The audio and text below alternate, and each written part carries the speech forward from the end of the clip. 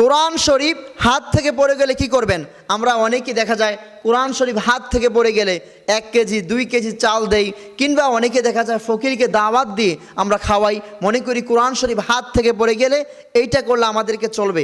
দেখেন, কোরআন শরীফ হাত থেকে পড়ে গেলে 1 কেজি 2 কেজি 3 কেজি চাল দিলে চলে, কিংবা ফকিরকে খাওয়ালে চলে, মসজিদে 100 টাকা দান করলে চলে।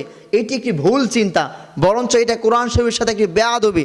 কারণ আল্লাহর কিতাব জালিকাল কিতাবুল লা রাইবা ফি, এর মধ্যে কোনো ভুল নাই, সন্দেহ নাই।